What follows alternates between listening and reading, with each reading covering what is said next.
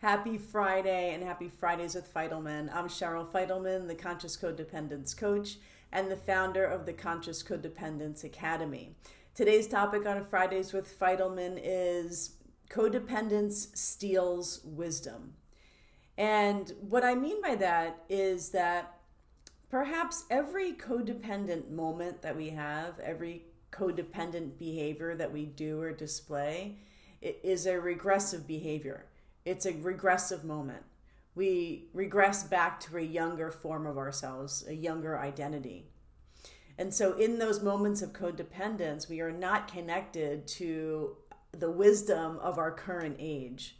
And so conscious codependence recovery is an access to our adulthood. It's an access to meeting ourselves and generating our own wisdom, the wisdom of our current age, certainly preserving our innocence and our purity and our playfulness, partnered with our current day wisdom.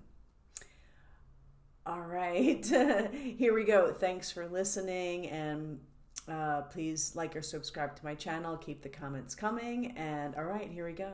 When I say any codependent moment, what I mean by that is any moment that your experience depends on another person. So any moment that my experience depends on you, my happiness, my safety, my pretty much any of my feelings depend on you. They depend on how you're being. They depend on whether you're happy, you're sad, or if I think you're mad at me. So everything that I'm experiencing depends on another person's mood. It depends on what I think they're saying, and maybe I interpret the inflection in their voice, or misinterpret the inflection in our voice, in your voice. So anytime my experience within myself, in my body, depends on another person, that's what I'm calling that a codependent moment. So for a lot of us codependents, myself included, earlier on in my codependence recovery, some of us don't even have a self. That any self that's happening over here is completely generated by another person. And so in any moment when our experience is generated by another person, I'm going to go so far as to say that's a regressive moment. When we can turn the camera back on ourselves and say, I feel this way. I'm having this interpretation. I'm wondering what you're thinking, as opposed to, I know what you're thinking. I'm interpreting what you're thinking, and my interpretation of what you're thinking is right. And so I'm going to react to my interpretation without even asking and without even being curious.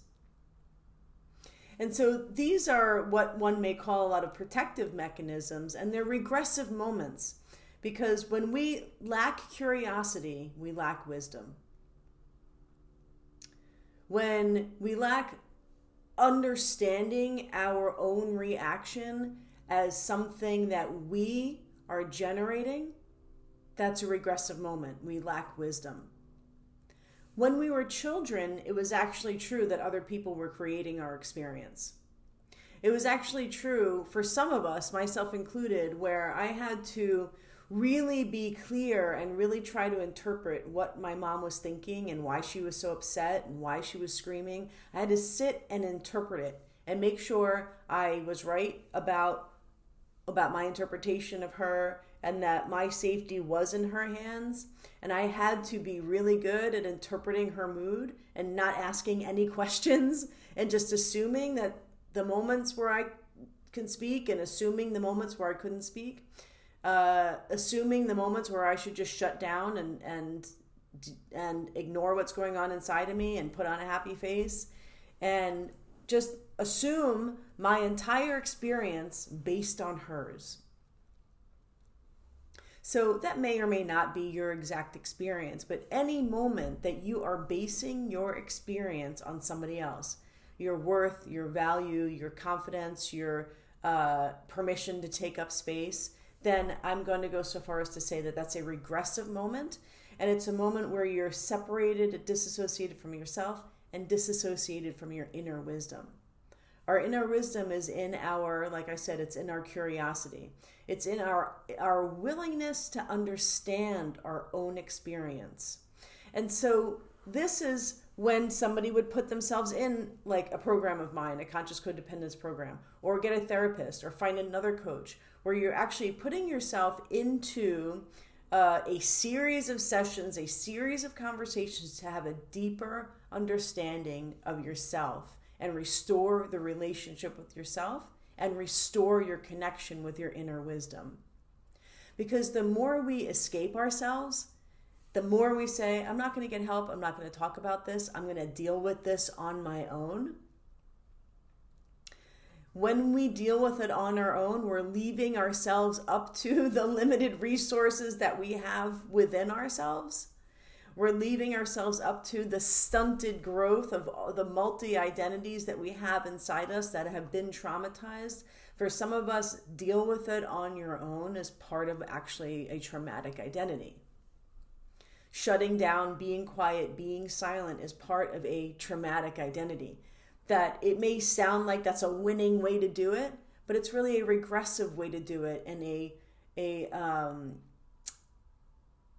it's a regressive way to do it because for a lot of us, myself included, we dealt with it on our own at a younger age. We shut down around it at a younger age. And now, at whatever age you are as an adult, that act of shutting down and doing it by yourself is reverting back to that age when you learned that that was the best way to go about it.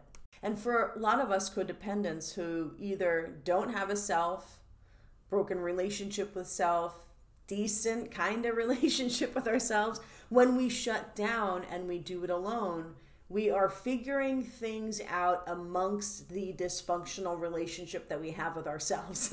So we're having meetings with ourselves, and those meetings in and of itself have like an inherent dysfunction, and they lack wisdom because we're actually shutting down and going and meeting with our younger, more scared version of ourselves and looking for answers there. There's also a righteousness in shutting down. I'm going to go so far as to say that in wisdom, there's no righteousness. Wisdom is an inquiry. Wisdom is a willingness to partner and be curious and admit that we don't know. Wisdom is an assumption of safety. I'm safe to say I don't know. I'm safe to ask. I'm safe to be curious. I'm safe to feel all of these feelings that my traumatic identity or my younger self is telling me to shut down and don't feel. Inner wisdom is saying you can come out and you can feel those and you can handle those feelings. And what I mean by a righteousness, can you hear me? This volume seems really low when I played it back. What I mean by there's a righteousness in shutting down is there's that shut down relationship in ourselves, which becomes right about you can't say that, you can't feel that, you can't do that, you can't admit to that, you can't ask a question, you can't wonder what's going on over there. And there's a righteousness in saying I'm right about what's going on over there, which means I can't ask, which means I can't speak up, which means I either have to be angry and push back, I have to defend. And so there's so much righteousness around around these codependent regressive moments.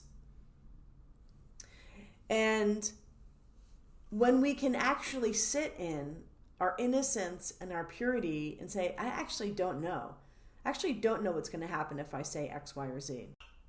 And I want to bring in the notion of substances. Well, I'm not an addiction specialist, but when we choose these moments of shutdown or of regression or of righteousness or of codependence, some of us may choose a familiar substance from a younger age to provide us that release, right? So curiosity can be a release. Playfulness can be a release. Meditation, seeking coaching, seeking therapy, all of these things can be a release. All of these things can be a form of connection. But when we shut down and sort of clamp down on the experience and become righteous about it and defensive, then we will often go towards, if you were a drinker when you were a kid, or a smoker, you smoked weed, or porn, or fantasy, or, any of these substances that we may reach for that to simulate. It's a simulation of connection and it's a simulation of release. And it is a running from our inner wisdom. It actually dilutes our inner wisdom. It dumbs us down. It's almost like, one might say that it's almost like a pacifier. It's fabricated comfort because we're so uncomfortable with ourselves in these regressive moments. And you can also throw depression in there as well. And so we may not reach for a substance, but we are so full with this shutdown and disconnect that we're weighed down, and things like anxiety and depression can fill the space. Thanks again for listening to my thoughts, theories, and rants. Remember, codependence breeds disconnection. Not just disconnection with others, but disconnection with self, which is the most important and primary place to connect with. And that the disconnection with others in the world begins with our disconnection from ourselves. And conscious codependence recovery breeds connection. Curiosity breeds connection. Curiosity comes from your inner wisdom. Curiosity about self and curiosity about others. What's going on for them? Leaning into curiosity, leading away from inner righteousness, from the righteousness of codependence, into the inquiry of curiosity and the inquiry of wisdom. Because each and every one of us has our own unique angle and way of looking at things. I've experienced that with myself, and the honor that I have of going in so deep with all of my clients. And I just think, man, each and every one of these humans just has their own unique angle on life and relationships, and their own unique style of love. And codependence mutes that. Codependence mutes your unique wisdom. Yeah. All right. So, new summit coming out in a couple of weeks. Stay tuned. It's called Soul versus Trauma. It's the 5th Conscious Codependence series, Soul versus Trauma, where I'm talking really about the healing journey, but why go on the healing journey? Because for some of us, it's such a long, hard journey, and there's so much to feel and face and admit to. Why do it? Well, we'll talk about what's on the other side. Why stick with it? All right. Have a wonderful Friday. Have a wonderful weekend. Happy healing. And life is now.